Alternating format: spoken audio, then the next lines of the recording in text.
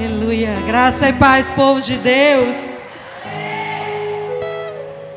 E quando o céu descer e a glória dele nos inundar, não haverá medo, não haverá angústia. Sabe, igreja do Senhor, tudo que nós precisamos é da presença dele. A resposta para o vazio que existe dentro de nós está na presença dele. Às vezes a gente está procurando de várias formas preencher um vazio, ou até trazer sobre nós uma alegria em coisas e em lugares. Mas a realidade é que tudo que nós precisamos é da presença dele. É a presença dele que vai lançar fora todo medo. É a presença dele que vai trazer paz. É a presença dele que vai trazer clareza de pensamentos. É a presença dele que vai organizar tudo aqui dentro, para que você consiga organizar tudo fora. Porque tudo começa de dentro para fora. Então, antes de você estar procurando uma resposta lá fora, ele tem a resposta dentro de você. A presença dele te basta. Amém? Olha para essa pessoa que está aí perto de você e diz para ela, diz para ele: a presença dele é o suficiente. Ela preenche tudo. Amém? Glória a Deus.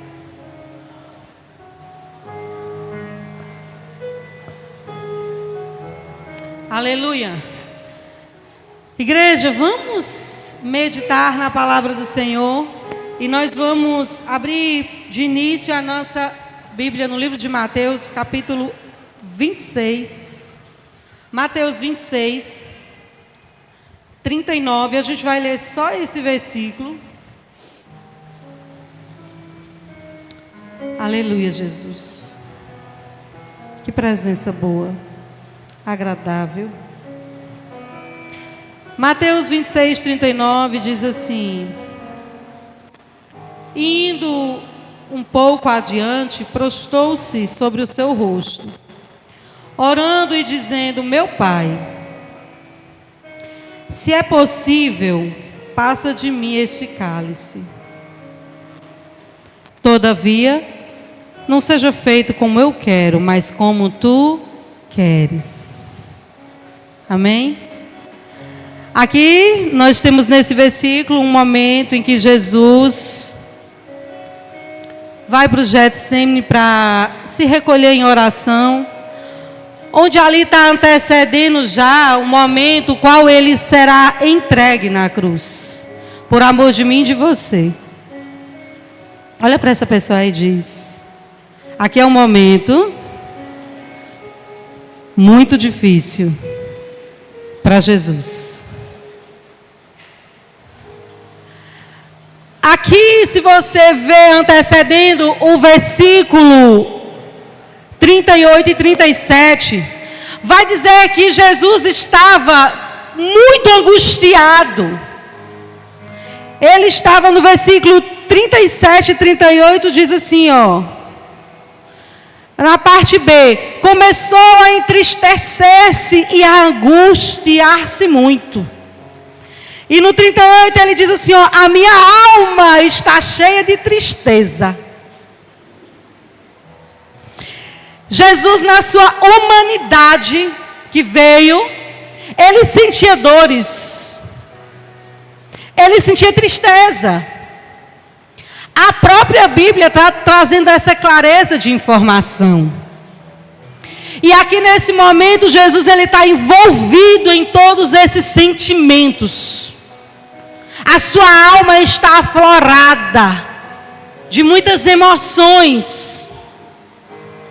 E me chama a atenção aqui essa oração de Jesus, porque ele coloca para fora a dor da sua alma, e ele chega para o Pai, para contar para o Pai como ele está. Porque se você precisa se derramar e falar de como você está, esse lugar, em primeiro lugar, é o Papai que te criou, aleluia. É Ele que tem tudo para você. E aqui Jesus chega e diz assim: Pai. Na oração ele está dizendo para o Pai da angústia, da dor dele. Ele diz assim: Senhor, se for possível, passa de mim esse cálice. É lógico que Jesus sabe que o Pai é poderoso e pode todas as coisas, amém? Mas aqui ele está expressando a sua dor, o seu sentimento humano. Mas em seguida, ele diz: Pai, mas que não seja feito a minha vontade, mas sim a sua. E como isso ministra ao meu coração? Porque Jesus, como nosso maior exemplo, ele vem aqui falar que terá momentos o qual nós vamos sentir medo, dor, desespero, todos os sentimentos, um turbilhão envolvendo a nossa alma, e isso é natural para cada um de nós. Todos nós vamos ter dias assim. Ou alguém aqui arriscaria dizer que nunca teve nenhum desses sentimentos? Impossível. Não tem como. Até os bebês, quando nascem, já nascem cheios de emoções. Então nós já nascemos. Em meu seu sentimento, ele fala: se é possível, passa de mim esse cálice. Mas ele entende o propósito. Ele sabe qual é o alvo. Ele conhece o plano que o Senhor tinha para ele do início ao fim. Aí ele diz assim, em um ato de decisão: mas que não seja feita a minha vontade, e sim a sua. Aqui Jesus decide não ser movido por uma emoção momentânea, por uma circunstância, e ele decide focar em viver o propósito.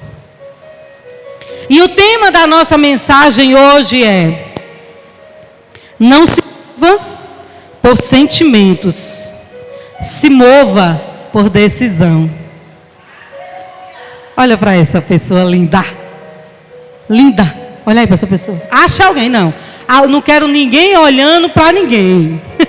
Já viu isso? Ninguém olhando para ninguém. Não. Você é um ser humano, encontre alguém e diga para essa pessoa esse tema. Diga para essa pessoa: não se mova por sentimentos, se mova por decisão. Quando você se move por sentimento, você para no meio do caminho. Você não consegue continuar. Porque muitas vezes no meio da tua caminhada você vai sentir que as coisas não vai dar certo. No meio da jornada você vai pensar assim: tá difícil demais. Eu estou sentindo que eu não vou conseguir chegar no destino. Então, movido por um sentimento, muitas vezes você para. Movido por um sentimento, na hora que você está passando por uma fase difícil no teu casamento, você começa a pensar que aquele momento de raiva, de ira,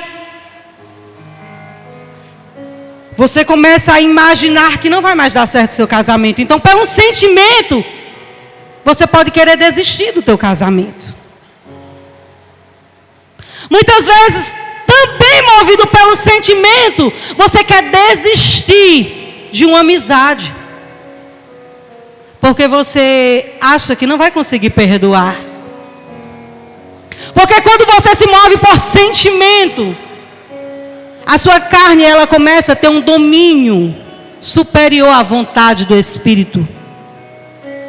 Então, movido por um sentimento, muitas vezes, pela aquela estação que você está vivendo na sua empresa, ou no seu trabalho, ou na sua faculdade, na sua escola. Se você for se mover pelo sentimento, você pode dizer assim: eu não quero mais esse emprego, eu quero mudar, porque eu não estou mais aguentando viver nesse ambiente. Porque os sentimentos que estão na nossa alma vai querer nos levar sempre, quando estão em conflitos, para o abismo. Olha para essa pessoa que está bem pertinho de você e diz assim para ela: ó, quem se move por sentimento, na emoção, na alma, está a caminho do abismo. Sabia disso? Todas as vezes que você se move diante de uma circunstância, no calor da emoção, na hora da ira, quando você age nesse momento, você corre um grande risco de, ainda que esteja certo, você perder toda a sua razão. Porque a Bíblia diz assim, ó: ireis, mas não pequeis. Isso quer dizer que todos nós vamos se irar. Todos nós, em algum momento, vamos ficar com raiva. Só que a Bíblia está dizendo, nesse momento, não é o momento de você se mover. Não é o momento de você falar, é o momento de você se calar. Quando você estiver na ira, não é o momento de você querer corrigir o teu filho. Lá em casa, os meus filhos têm um benefício, que eu não sei se é benefício, mas eles têm um benefício, de que quando a gente está irado, desde que eu conheci essa palavra, eles nunca mais foram disciplinados na ira. Porque na ira você vai bater com mais força. Na ira você vai crescer o que era para ser uma lapada para 3, 4, 5. Não que é correto bater em criança, está repreendido. O melhor é conversar, dialogar, certo? Mas a Bíblia também diz que a gente precisa corrigir quando há necessário. Quando a disciplina verbal não resolveu mais. Mas a Bíblia também diz assim, ó, que você não é abençoado a agir na hora da ira. Na hora do sentimento de ira. Você não é abençoado. Ainda que o teu filho esteja errado, ainda que o teu filho tenha feito algo gravíssimo, na hora da ira não é a hora. Você vai precisar estar calmo para que você discipline. E lá em casa funciona isso, desde que eu conheci Jesus, há 14 anos. Então, meus filhos têm 18, então desde os 4 anos que... E é tão legal. Porque quando eu me irava e eles faziam algo muito grave, eu olhava assim para eles e eu dizia: eu estou com tanta vontade. Quem é o pai que já... Eu estou com tanta vontade, me tremendo todinho assim, ó, de pegar vocês dois, porque parece que eles se combinavam para aprontar juntos. Hoje eles estão aprontando separados, mas antigamente eles aprontavam muito juntos. Me tremendo. Aí eu dizia: mas eu não posso. E quando a ira era no dia ainda de ministrar. Mas eu não posso. O sentimento que eu estou tendo agora é de dar uma disciplina bem rígida. Mas eu não posso, mas aguardem. Aí às vezes passava uma semana, porque eu demorava uma semana para a ira passar? Não, porque eu esquecia. Aí, uma semana depois, ou 15 dias depois, eu lembrava. Quem é o pai que já disciplinou o filho depois que a raiva passa? Levanta a mão. Deixa eu ver se tem algum aqui que, depois que a raiva passou, do menino que fez depois que a criança aprontou, algo muito grave, não é coisinha pequena. E não era sempre não, uma vez perdida. Lá em casa. Mas quem aí, depois que a raiva passa, disciplinava? Levanta a mão. Irmã. Ó, irmã. Irmã, muito obrigada, que tem uma irmã aqui que faz isso. Eu não estou sozinha, glória a Deus. Quando tinha 15 dias depois, eu chamava eles. Aí eu dizia, filhos, lembra? Mamãe não está mais irada, não está mais com raiva. Agora é a hora da disciplina. A gente caía em uma crise de riso. Esses meninos riam, mas era de nervoso. Eles riam, aí ele dizia, mas mãe, eu pensei que a senhora não ia mais lembrar. Aí eu dizia, ô filho, vamos para ali, pega o cipó. É a varinha da disciplina. Eles iam rindo, mas no final não era rir não, porque era de verdade. Mas eu disciplinava depois da ira. Até hoje, quando eu me iro com eles, porque às vezes eu me iro, eu não digo nada, eu não discuto, eu não falo nada, eu espero passar. Porque a palavra diz que ireis, mas não pequeis. Então eu não posso agir segundo o meu sentimento. Isso não é fácil, mas isso é possível. É possível. E o que é que está acontecendo aqui? Jesus passou por um caminhão de emoção, mas ele não age pelo sentimento. Ele decide focar no propósito. Aí você pode dizer assim, irmã, mas você está usando um exemplo como Jesus. Eu senti falta de alguém que estava tocando, eu acho, eu estava tocando ali, mas eu estou sentindo falta de um sonzinho. Irmã, mas você está usando um exemplo muito perfeito, Jesus. Jesus era perfeito. Pois bem, nós vamos então usar 2 exemplos aqui de 2 homens que estão na Bíblia.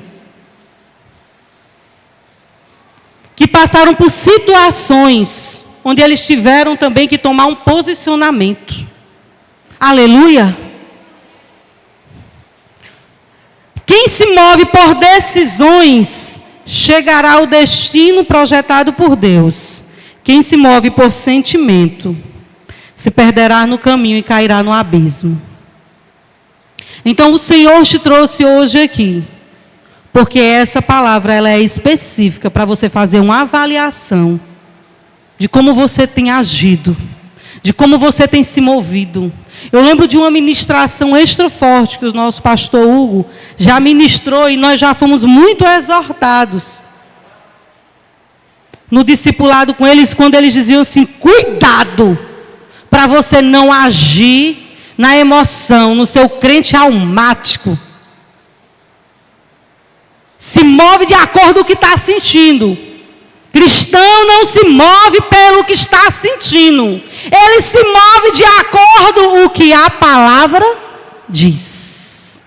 É aqui, ó. Teu movimento está aqui, ó. Ah, porque eu penso, está aqui o que você pensa? Ah, porque eu quero, está aqui o que você quer? Pronto, se tiver em alinhamento, segue adiante. Mas se não está, para o que você está fazendo e começa a conversar com o Pai, para Ele te instruir, para que você possa ouvir, para que só depois você comece a agir. Porque está tendo muito prejuízo, porque as pessoas estão agindo no calor da emoção. E nunca vai dar certo. Ainda que você na hora se achou com a razão, você perdeu, porque agiu na hora errada. E eu quero hoje trazer aqui 2 pessoas que ministrou muito ao meu coração.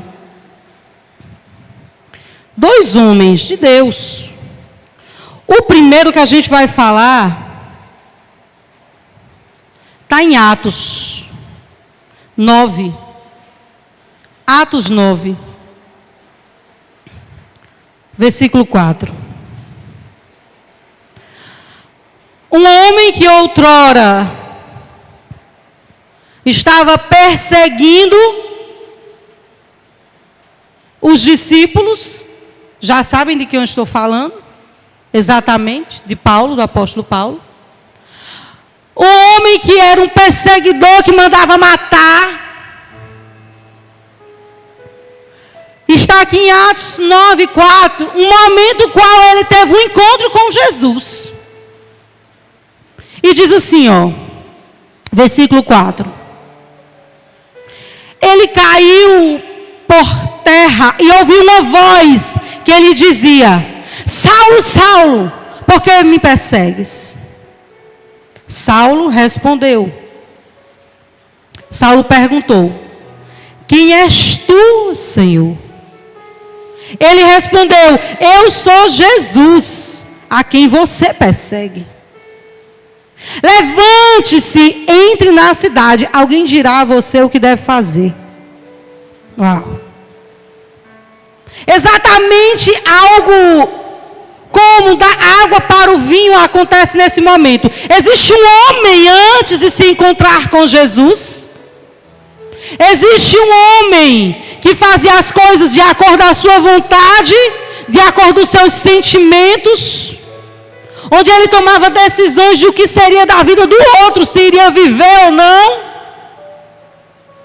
Existe esse homem, e existe um homem que nasce depois de um encontro com Jesus. E a Bíblia vai relatar toda a trajetória deste homem, que após esse encontro, que ficou temporariamente cego, mas ficou cego. Porque tem momentos na nossa vida que Jesus vai precisar nos ferir, para que a gente venha ter um encontro com Ele. Como assim? Exatamente assim. Tem hora que nós estamos tão movidos pelo nosso eu, que para sermos parados vai precisar que Ele faça algo que nos traga um impacto. Você sabe o que é isso? Cuidado, amor. Porque se Jesus não tivesse sido aqui nesse momento tão pontual com Ele, talvez Ele nunca tivesse tido esse encontro verdadeiro. Então tem dores que às vezes eu e você vamos passar, mas será necessária. Esse homem aqui, cego, levado pelos que estavam com ele para um local onde ele teria um encontro com alguém enviado pelo Senhor para cuidar dele. Sabe o que eu acho incrível? É que Jesus chega para direcionar Paulo e Jesus não alisa. Ele diz para ele: olha, você agora vai falar de mim. Você agora vai pregar sobre mim. E vou te avisando, não vai ser fácil. Jesus já foi logo dizendo: você vai sofrer e vai sofrer muito. Não pense você que as coisas vão ser bonitinha.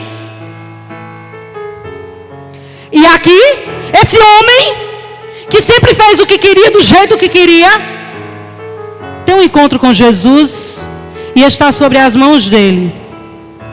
Ele poderia dizer assim: rapaz, fiquei cego, e esse daí ainda está mandando me dizer que eu vou sofrer muito. Oxi, eu não vou querer viver isso para a minha vida não.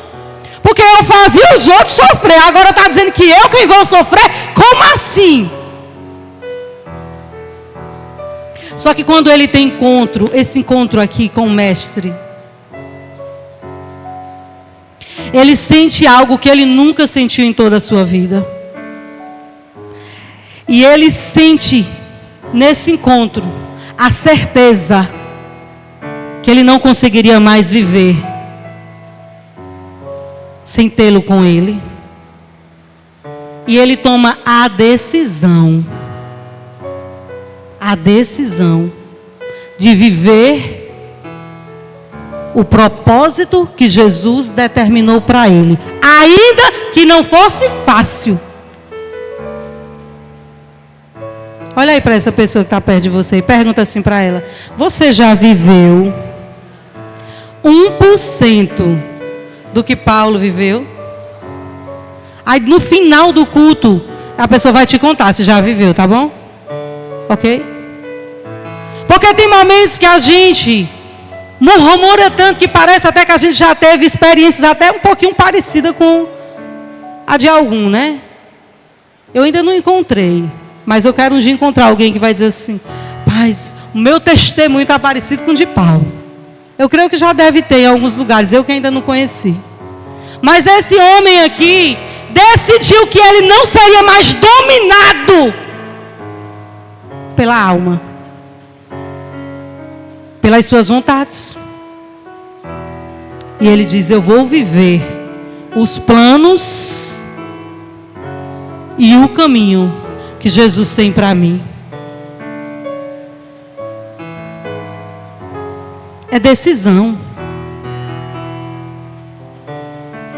A sua carne, ela é insaciável. Quanto mais comida você der para ela, mais vontade de comer ela tem. Sim ou não? A sua alma sempre vai tendenciar para as vontades da sua carne. Então é uma questão de decidir colocar ambas sobre o domínio do Espírito que habita em você. Aleluia. Mas eu quero trazer aqui a história também de um homem, de um segundo homem, que vem como um exemplo para mim e para você. E o nome desse homem é Jonas. A irmã vai falar sobre o homem que viveu fugindo do propósito. Não. Eu não vou falar sobre o homem que viveu fugindo do propósito. Não. Hoje nós vamos ser ministrados de uma forma diferente. Você vai olhar para Jonas também de uma forma diferente. Abre aí sua Bíblia. Aleluia. Jonas, capítulo 1. No capítulo 1, no versículo 2. Aleluia. Diz assim, Deus, conversando com Jonas aqui, ó. Vá depressa à grande cidade de Nínive e pregue contra ela, porque a sua maldade subiu até minha presença. Deus pediu algo simples para Jonas. Foi difícil esse pedido de Deus? Nita, vá ali na casa de sua irmã e pregue para ela o evangelho. Isso é difícil? É difícil? Você acha que é difícil? Simone, eu preciso que você vá lá na casa de uma amiga sua pregar o evangelho para ela, porque ela está perdida no caos da terra. Deus pediu algo simples para Jonas. Deus tem pedido muitas vezes coisas simples para nós. E Jonas aqui resolve complicar o que era simples. Ele só precisava ir até a cidade de Nínive pregar o evangelho. E Deus não disse assim, ó, você tem que obrigar essas pessoas a se converter. Você tem que obrigar essas pessoas a se arrepender. É sua responsabilidade ele se alinhar. Não! Deus não disse nada disso para ele. Deus só disse assim, ó, vá até a cidade de Nínive e pregue para aquele povo que a sua maldade subiu ao meu coração. Vai e faça isso. Aí esse homem, movido pelo sentimento, decide que não quer ir. Porque o sentimento dele, sabe qual era? Se você continua lendo o livro de Jonas, que é só 4 capítulos, rapidinho você lê. Ele, no coração dele, ele achava que aquelas pessoas não mereciam a misericórdia de Deus. O sentimento dele era que aquelas pessoas não eram dignas de serem perdoadas e tinha que tudo morrer mesmo. Porque nenhum estava prestando não, então que Deus mandasse fogo, matasse todo mundo, que Deus fizesse algo. Ele não estava se importando com o sofrimento que seria, o que Deus ia fazer. Não, ele queria que ali prevalecesse aquele povo, na maldade Deus aniquilasse.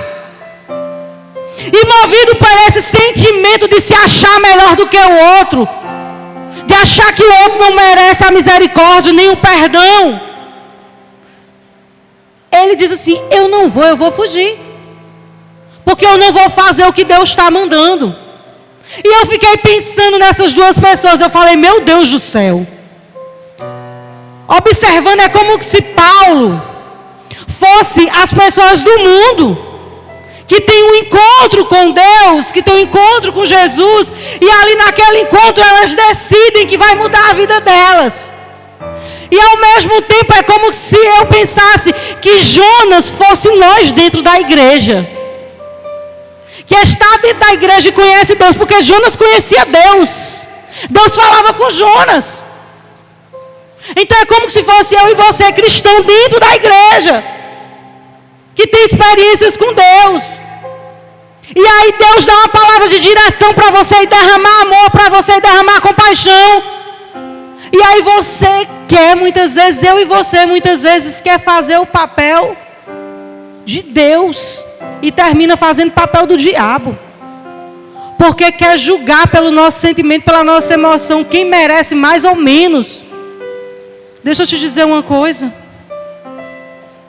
Quem dá a última palavra e quem determina todas as coisas é o Senhor. Eu e você somos apenas instrumentos nessa terra. Não para julgar, não para acusar, não para apontar, mas para amar.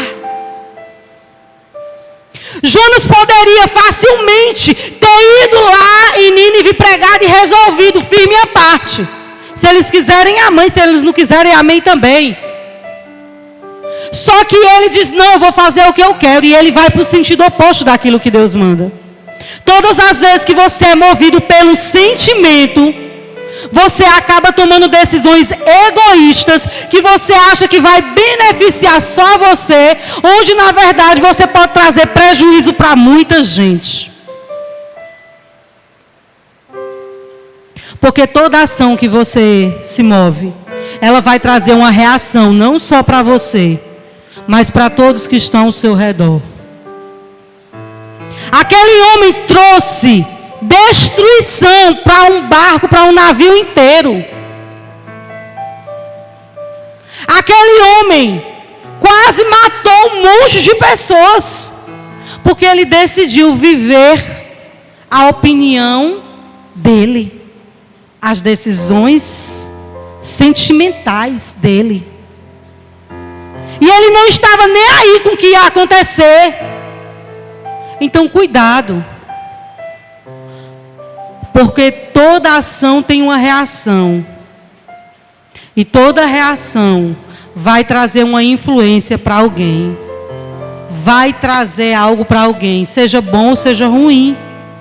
E aqui Jonas poderia ter sido um facilitador, mas ele resolveu ser complicado. Ele resolveu não pensar nem como seria.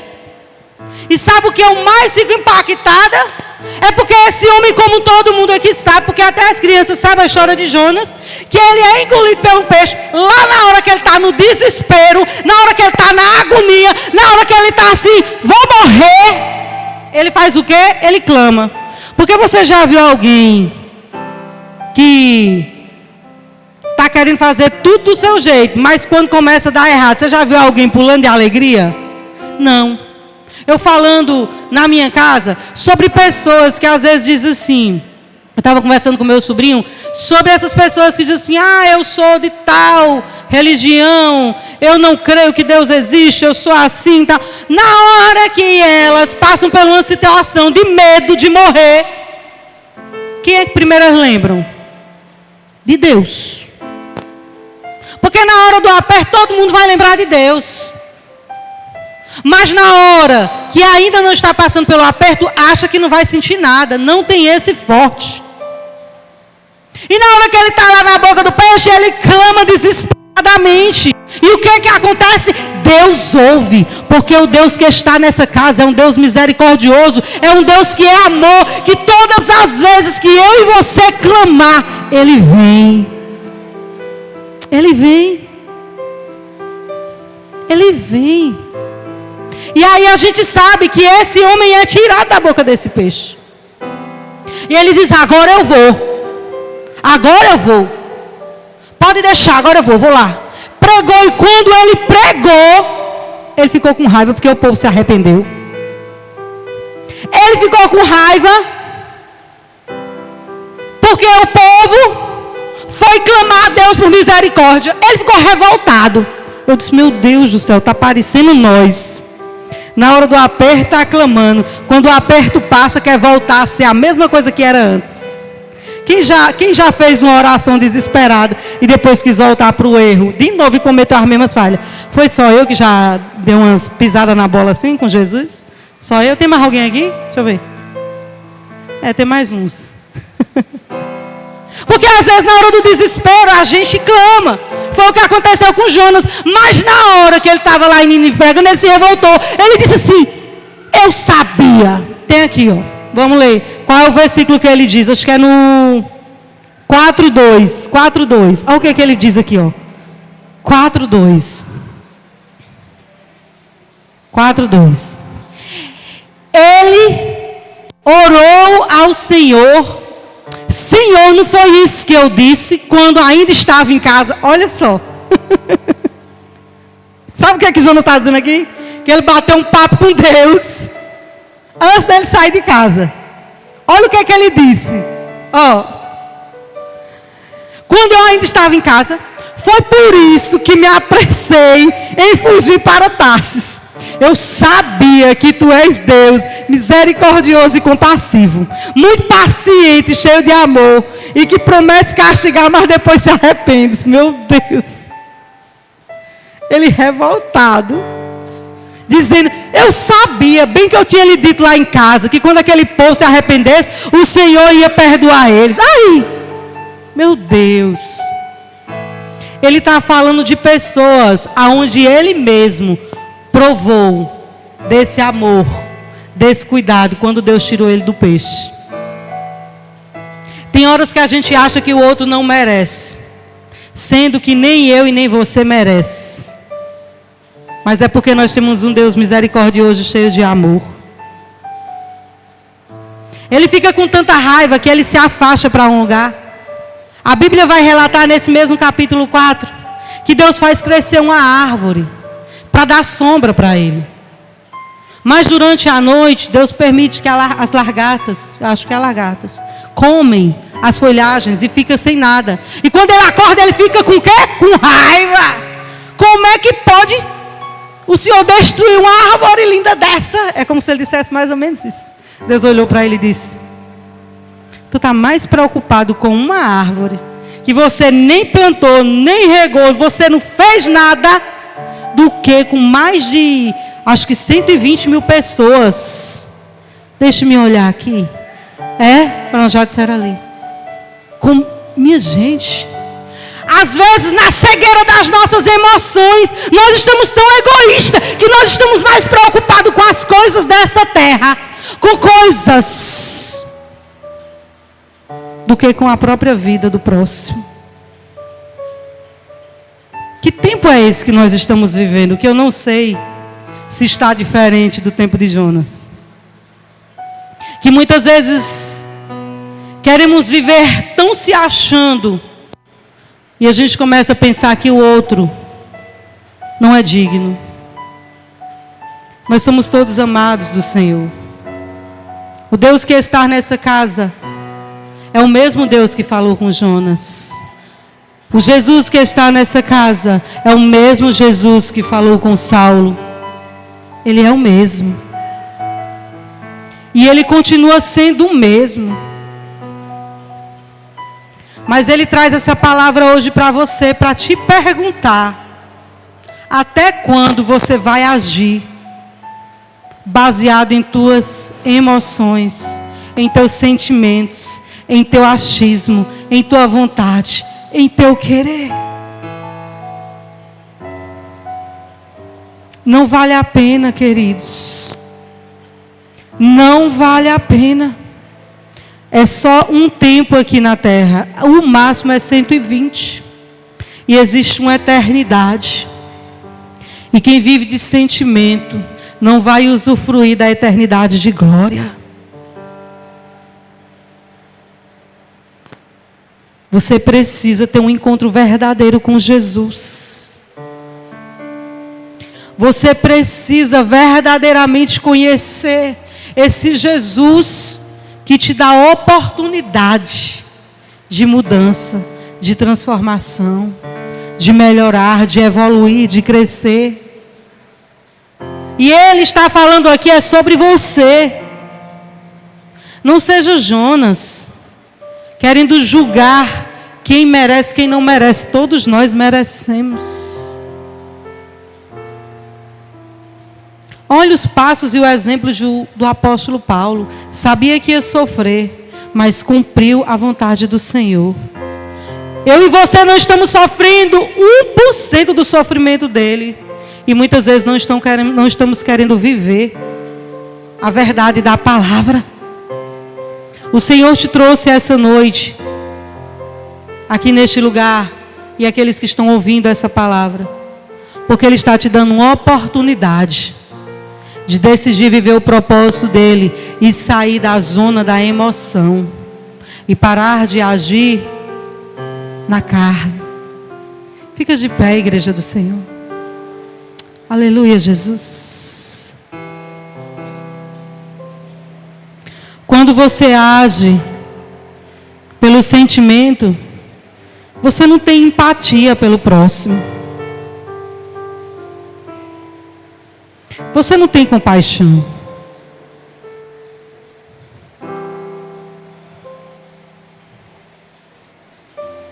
Oh, aleluia. Abra os seus olhos espirituais. Sabe, nós temos algo além de vantagens a mais que Paulo e Jonas. Hoje, lavado pelo sangue de Jesus, hoje, nós temos o Espírito Santo, o ajudador, o consolador, o que instrui. Nós temos o Espírito Santo. Nós podemos dizer para Ele as nossas dores, as nossas falhas e pedir força, mas decidir fazer aquilo que nós sabemos que está em alinhamento com a vontade do Pai. Nós podemos viver o céu na terra. Você não precisa partir daqui para a glória para dizer, eu vou aproveitar as melhores coisas depois que eu partir. Você pode viver as melhores coisas aqui na terra. Mas é decidindo viver o que a palavra instrui, o que a palavra ensina. Permita que as escamas dos seus olhos sejam removidas. Você precisa fazer uma oração dizendo para o papai, retira de mim toda cegueira espiritual. Se eu estou agindo de acordo com um momento, se eu estou agindo de acordo com uma estação, se eu estou agindo de acordo com minha emoção, se eu estou agindo pelo meu coração, Senhor, abre os meus olhos para que eu possa me enxergar.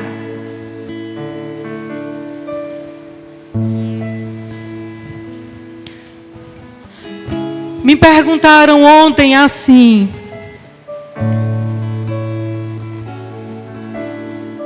se Deus sabe do presente, do passado e do futuro,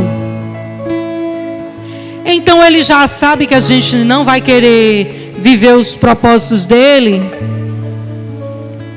Falei, Deus sabe de todas as coisas, mas a palavra dEle também diz que Ele tem planos de prosperidade para nós e um futuro de paz. Os planos do Senhor para mim e para você são os melhores. Os planos dele são grandiosos. Esse é o plano dele. Mas você precisa decidir viver isso.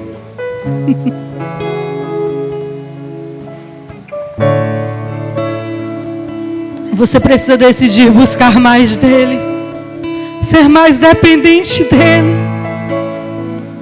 Sabe, todos os homens que decidiram viver pelas emoções, assim como Sansão resolveu fazer o que o sentimento movia, coração é enganoso. Ele não viveu o propósito de Deus. Tantos não viveram. E não é porque Deus falhou ou deixou de falar com eles. Deus te trouxe hoje aqui para dizer para você: eu estou te dando uma oportunidade e estou falando com você. E você sabe que Deus está falando com você.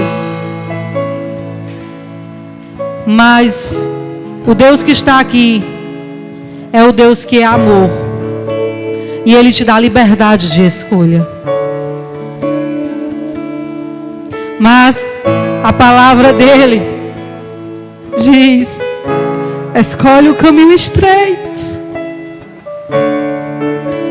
Ainda que não seja fácil, mas ali é o melhor lugar para você. Começa a meditar sobre quem é você. O que você tem feito? Como você tem agido? Como você tem se movido? Mas o papai não quer só uma reflexão. O papai quer decisão em viver os planos dele. Oh, aleluia.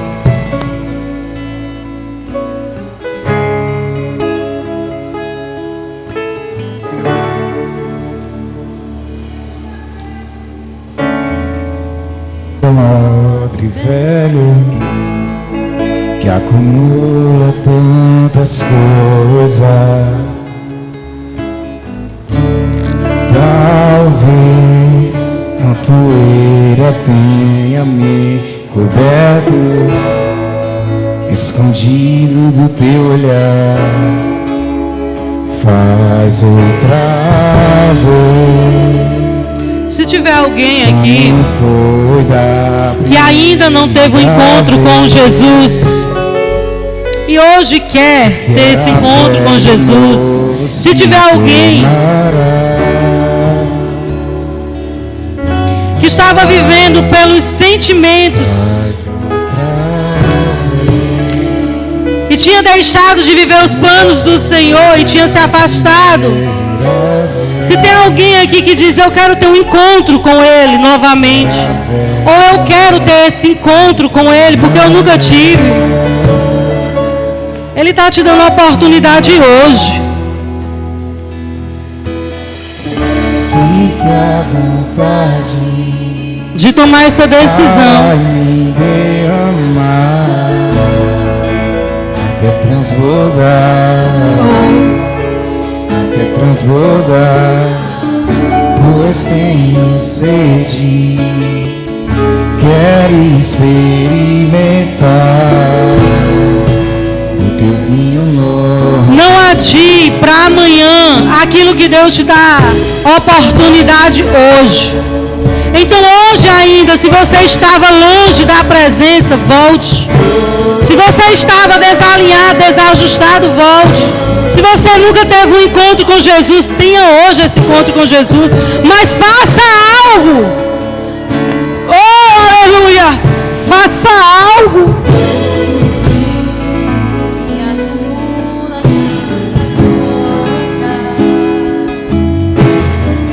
Se você hoje diz assim: irmã, eu realmente andei fazendo muita besteira, eu realmente andei agindo na carne, com os meus filhos, na minha casa, com meu esposo, com minha esposa.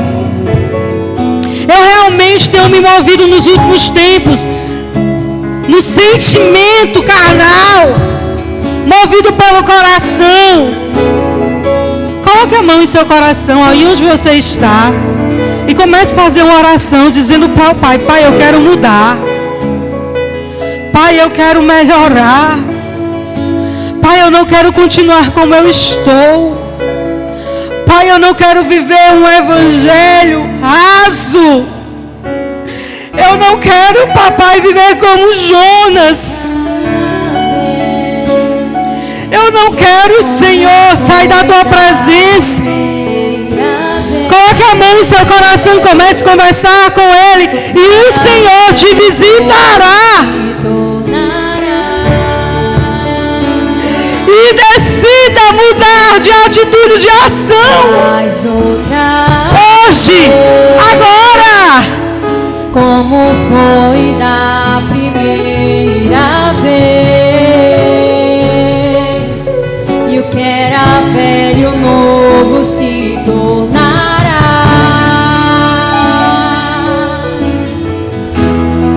Ele pode ficar à vontade na sua vida? Fica à vontade. Então deixa Ele fazer. Deixa Ele fazer em você. Transbordar, até transbordar, pois tenho sede, quero experimentar o teu vinho novo, o teu vinho novo. Fique à vontade para me derramar até transbordar, pois tenho sede, quero experimentar o teu vinho novo. Eu nunca mais o mesmo, eu nunca mais o mesmo, depois que eu provei. É exatamente isso que o Pai quer. Que você nunca mais seja o mesmo. Eu nunca mais. É isso que Ele quer. É isso que Ele deseja. Que você decida não ser mais o mesmo, mas ser melhor nele. Aleluia. Dá uma salva de palmas ao Senhor. Glorificado seja o